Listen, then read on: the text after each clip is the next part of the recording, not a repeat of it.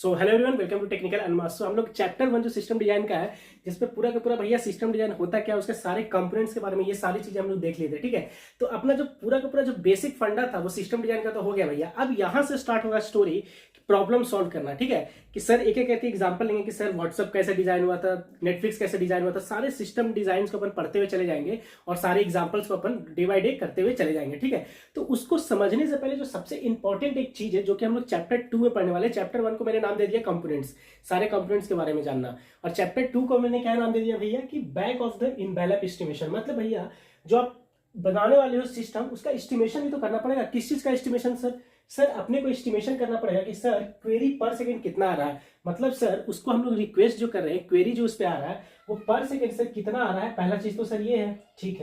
ठीक है, दूसरा सर ये है सर कि स्टोरेज कितना होगा। सर स्टोरेज एस्टिमेशन मतलब सर वो कितना स्पेस लेने वाला है। मतलब सर उस जो भी जैसे नेटफ्लिक्स बनाया सर, तो नेटफ्लिक्स पे पर सेकंड सर कितना रिक्वेस्ट जा रहा है ये पता करना, पर सेकंड कितना जा रहा है वो पता करना। सेकंड सर कि कितना मेमोरी लेगा अगर उसमें हम लोग डेटा वगैरह स्टोर कर रहे हैं, तो ये एस्टिमेशन बहुत ज्यादा जरूरी हो जाता है किसी भी सिस्टम डिजाइन के क्वेश्चंस करने से पहले। ठीक है, तो पहला जो आप है जो यही निकालोगे अपना, ठीक है, क्यूपीएस निकालोगे और स्टोरेज एस्टिमेशन, उसी हिसाब से तो आप डिजाइन बता पाओगे। ठीक है, तो यहां से अगर हम लोग पढ़ेंगे तो सबसे पहला चीज जो हम लोग को जानना है कि सर कुछ पावर ऑफ 2 मेरे को जानना पड़ेगा, क्योंकि आप नंबर देने वाले हो ना भाई, स्टोरेज देने वाले हो, कुछ टेराबाइट पेटाबाइट इसमें देने वाले हो, टाइमिंग जो है वो देने वाले हो, क्वेरी पर सेकंड्स, ये सारी चीजें पर सेकंड्स है, मतलब आप टाइमिंग देने वाले हो तो मिली सेकंड, माइक्रो सेकंड, ये सब में तो आपको कुछ नंबरिंग के साथ खेलना आना चाहिए। ठीक है, तो सर कैसे ये है, तो ये अपना 2 के पावर में है ये सब। तो ये सब पढ़े ही होंगे भैया कि अगर 2 का पावर 10 जाता है तो इसको किलो बाइट्स बोलते हैं। तो उसी हिसाब से सर ये 10 20 30 40 50 आपका बढ़ते जाएगा, मतलब 10 का पावर प्लस होते जाएगा 2 के पावर में, जब ऐसे ऊपर से नीचे हो गया, मतलब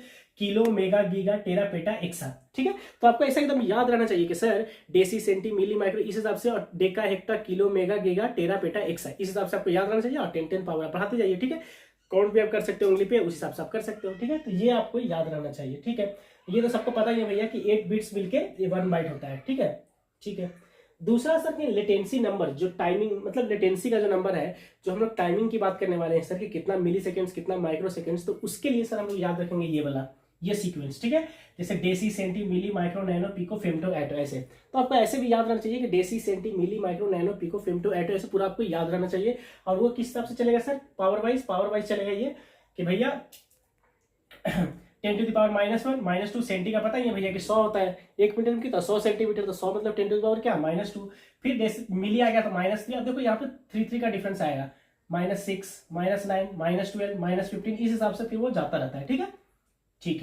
है सर, तो ये अपने को पता ही है सही भैया कि एनएस को हम लोग नैनो सेकंड बोलते हैं, एमएस को हम लोग मिली सेकंड बोलते हैं। तो 1 नैनो सेकंड बराबर कितना सेकंड होगा, ये सब अपन डायरेक्टली अब यहाँ से इस चार्ट से निकाल सकते हैं, अगर आपको ये चार्ट आपको पता है तो। ठीक है, और सर क्या जानने की जरूरत है सर अपने को, फिर अपने को ये जानना है कि सर मेमोरी है जो फास्टर होता है देन द डिस्क। अगर आपके पास कोई डिस्क है और मेमोरी है, जैसे रैम है, तो कौन फास्ट होगा भैया, रैम होगा। तो वहां पे हम लोग रैम को ज्यादा देने वाले हैं क्या, प्रीफरेंस, अगर हम लोग को स्पीड की बात रहेगी कहीं पे तो। ठीक है, दूसरी चीज कि अगर हम लोग कोई डेटा को नेटवर्क पे भेज रहे हो, ओवर द नेटवर्क भेज रहे हैं सर, तो हम लोग चाहेंगे कि भैया नेटवर्क पे आप बड़ा पैकेट क्यों भेज रहे हो, टाइम लगेगा। अगर कोई बड़ा बंच में आपका पैकेट है और किसी नेटवर्क पे जाना है, तो आप बड़ा पैकेट ना भेजने के बजाय आप उसको कंप्रेस कर दो, कंप्रेस कर दोगे तो आपका छोटा पैकेट क्या हो जाएगा, छोटा हो जाएगा, तो वो फास्ट डिलीवरी होगा। ठीक है, तो इसीलिए लिखा गया है भैया कि अगर कभी भी आप ओवर द नेटवर्क कोई डेटा भेज रहे हो तो हमेशा ट्राई करो कि उस डेटा को कंप्रेस कर दो। ठीक है, ये सब एक आइडिया है जो आपको आता रहेगा डे बाय डे जब क्वेश्चंस वगैरह करोगे तो ये सब कुछ आइडियाज आपको देना चाहता हूँ। ये क्या है सर, ये है पूरा का पूरा मेमोरी का मैपिंग कि सर सबसे ऊपर रजिस्टर होता है, देन कैशे आता है, then main memory, magnetic disk जिसको अपन हार्ड डिस्क बोलते हैं, और देन मैग्नेटिक टेप्स आता है सर। तो ये सब क्या डिफाइन करता है सर, ये मेमोरी का जो सब पूरा आप लेवल दिए हो वो। तो अगर आप लोग देखेंगे कि सर ऊपर से नीचे आप देखोगे कि भैया जो रैम जो होता है वो आपको पता ही भैया कि कॉस्टली होता है हार्ड डिस्क वगैरह के कंपेयर में। ठीक है, इसलिए तो रैम का लिमिटेड स्टोरेज रहता है ना। क्यों होता है भैया लिमिटेड स्टोरेज, क्योंकि वो कॉस्टली होता है। और रैम क्यों भैया अपन यूज करते हैं, क्योंकि फास्ट एक्सेस होता है, रैंडम एक्सेस देता है। तो इसका मतलब सर अगर ऊपर से नीचे तक बात करें सर, तो सबसे ज्यादा फास्ट क्या होगा सर, रजिस्टर होगा, और सबसे ज्यादा स्लो सर कौन होगा सर, किस चीज में, फास्ट, और ये एक्सिस टाइम में, मतलब यहां से अगर कुछ आपको फेच करना है कुछ डेटा, तो उसका एक्सिस टाइम उसको बोलते हैं, या फिर ट्रांसफर टाइम, मतलब आपको कुछ इस पे राइट करना है, अगर कुछ रीड करना हो या राइट करना हो, तो वो दोनों स्पीड है जो वेरी करता है, उसका ये सीक्वेंस है। तो अगर आप ऊपर से नीचे जाओगे ना भाई, तो क्या होता है भैया, एक्सिस टाइम जो होता है वो क्या होता है भैया, इंक्रीज करेगा। इंक्रीज करेगा मतलब सर सबसे कम जो एक्सिस टाइम है वो रजिस्टर का है। मतलब अगर आप कुछ डेटा आपका रजिस्टर में लिखा गया है तो आप सबसे ज्यादा फास्ट आप इसको रीड भी कर पाओगे वहां से डेटा, और सबसे ज्यादा फास्ट आप उस पर राइट भी कर पाओगे। ठीक है, तो ये हो गया। इसी हिसाब से फिर कैशे आता है। रैम देखिए यहाँ पे फास्ट होता है, इसलिए रैम को अपन यूज करते हैं रैंडम एक्सेस मेमोरी के लिए, बट ये रजिस्टर्स वगैरह बहुत कॉस्टली होते हैं। ठीक है, तो ये लिमिटेड होते हैं, कम होते हैं। और ये मैग्नेटिक टेप्स की हम बात करें तो सबसे स्लो होता है सर एक्सिस टाइम इसका, मतलब एक्सिस टाइम सबसे ज्यादा होगा। ज्यादा मतलब सर वो स्लो है। ठीक है, उस पर रीड और राइट करना क्या है भैया, बहुत ज्यादा मुश्किल है, बहुत ज्यादा टाइम लेने वाला है। तो इसी हिसाब से हम लोग सीक्वेंस यहाँ पे दिए हैं कि भैया ये जो है ये तीन चीज पे अगर ऊपर से नीचे जाओगे तो इंक्रीज होगा। क्या क्या इंक्रीज होगा भैया, स्टोरेज कैपेसिटी है, स्टोरेज कैपेसिटी बढ़ता है। क्यों, क्योंकि लेस कॉस्टली है भैया, तो आप ज्यादा ये स्टोरेज रख सकते हो, हार्ड डिस्क वगैरह आप ज्यादा रख सकते हो इसमें। ठीक है, ट्रांसफर टाइम क्या होता है भैया, इंक्रीज होगा। करेक्ट, राइट करने का टाइम क्या है भैया, इंक्रीज होगा। एक्सिस टाइम भैया भी इंक्रीज होगा, इसको एक्सिस करने में बहुत ज्यादा टाइम लगेगा। ठीक है, ठीक है सर, ये भी स्टोरी मेरे को समझ में आ गया। अब सर ये जो पूरा का पूरा जो आप स्टोरी बताए यही अपने को पता रहना चाहिए था। उसी पे सर एक एग्जांपल देख लेते हैं ट्विटर का, कि अगर मेरे को सर ट्विटर का क्यूपीएस निकालना हो, क्वेरी पर सेकंड कितना है और सर कितना स्टोरेज लगेगा, तो वो अपन कैसे निकालेंगे किसी भी क्वेश्चंस का। तो ये ही पैटर्न आपको सारे क्वेश्चंस में यूज होने वाले हैं। या फिर आप नेटफ्लिक्स का ले लो, जो भी आप एग्जांपल्स करोगे आप इस हिसाब से कैलकुलेट कर सकते हो। तो आपको बेसिक क्या क्या रिक्वायरमेंट्स इनिशियली पता रहना चाहिए, आप क्या क्या इंटरव्यूअर से क्वेश्चंस पूछोगे इनिशियली। ठीक है, अगर आप इससे रिलेटेड, तो एजम्पशंस है सर, ये एजम्पशंस है, रियलिस्टिक नहीं है भाई लोग, ये एजम्पशंस है कि क्या क्या रहेगा। तो सर एजम्पशंस पहला ये है कि 300 मिलियन है जो मंथली एक्टिव यूजर्स है ट्विटर के। अगर हम लोग बात करें तो सर यहाँ पे 300 मंथली एक्टिव यूजर्स है यहाँ पे।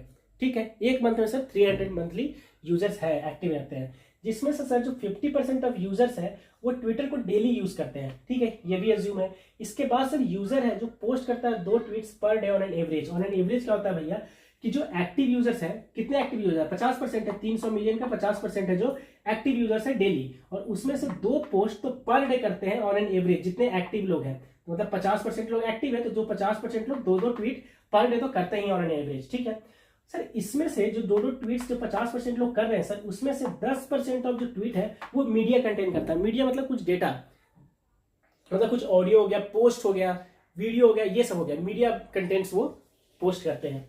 ठीक है, एक टेक्सचुअल कंटेंट होता है, एक मीडिया कंटेंट होता है। ठीक है, ठीक है सर, जिसमें से सर डेटा को मेरे को स्टोर करके रखना है, क्या 5 साल के लिए डेटा को स्टोर करके मेरे को रखना है। मतलब अगर मैं कोई पोस्ट किया हूं सर तो वो ट्विटर के पास 5 साल तक सर स्टोर होके रहना चाहिए मेरा। ठीक है, ये एजम्पशंस है। इसी एजम्पशंस के बेसिस पे अपन एस्टिमेट करने वाले हैं क्या, क्यूपीएस। क्यूपीएस मतलब सर क्वेरी पर सेकंड, मतलब सर एक सेकंड में कितना क्वेरी ट्विटर को जा रहा है। क्वेरी कुछ भी हो सकता है भैया, या तो रीड करने का या तो फिर राइट करने का। या तो आप ट्विटर को कुछ राइट कर रहे हो मतलब पोस्ट कर रहे हो, या फिर ट्विटर पे किसी पोस्ट को आप देख रहे हो, मतलब कि हो गया भैया क्या, रीड कर रहे हो। ठीक है, ठीक है, ठीक है, ठीक है सर, इतना सर मेरा इस पे अमल करने वाले। तो सबसे पहला सर जो एजम्पशन है एस्टिमेट करने वाले वो क्यूपीएस करने वाले हैं, क्वेरी पर सेकंड। तो अगर आपको पर सेकंड पे आना है तो सर अपने को तो पहले पता है कि डेली एक्टिव यूजर्स कितने हैं। डेली एक्टिव यूजर्स कितने भैया, 50% of users user Twitter daily, मतलब कितने में से, 300 मिलियन में से। तो सर 300 का 50% निकाल लिए तो ये 150 मिलियन आ गए। तो सर इतने यूजर्स डेली एक्टिव है, 150 मिलियन है जो ट्विटर पे डेली एक्टिव है यूजर्स। ठीक है, तो सर अगर हम लोग इतने लोग डेली एक्टिव है, तो जिसमें से सर ये इतने लोग जो 150 है, 150 मिलियन लोग हर दिन 2-2 पोस्ट ट्विटर पे कर रहे हैं ऑन एन एवरेज, 2 पोस्ट तो हर दिन एवरेज कर ही रहे हैं। ठीक है, पर यूजर्स। तो सर अगर हम लोग बात करें सर कि 150 मिलियन यूजर थे, वो 2 ट्वीट सर अगर पर डे कर रहे हैं सर, तो अगर मैं बात करूं सर कि पर सेकेंड कितने कर रहे हैं, तो क्या करोगे भैया, इतने हो गए आपके पर डे। ठीक है, पर डे इतने हो गए 150 मिलियन इंटू 2। लेकिन सर अगर इसको सेकंड में लाना है तो 24 आवर्स और उतना 3600 सेकंड, इससे आपको डिवाइड करना पड़ेगा। तो सर इससे डिवाइड किए तो अप्रोक्सीमेटली 3500 ट्वीट्स आ गए क्या, पर सेकेंड। मतलब कि सर हर एक सेकेंड लगभग ये जो 150 मिलियन यूजर थे वो सब मिलके 3500 तो सर पोस्ट कर ही दे रहे हैं, ट्वीट्स कर ही दे रहे हैं सर। इतने ट्वीट्स तो आ जा रहा है, 3500 ट्वीट्स आ जा रहे हैं सर। ये सिर्फ क्या है भैया, ये ट्वीट्स किस तरह का, ट्वीट करने का है ट्विटर का। करेक्ट, ट्वीट करने का है, तो इतने ट्वीट्स लोग कर दे रहे हैं, इतने पोस्ट कर दे रहे हैं।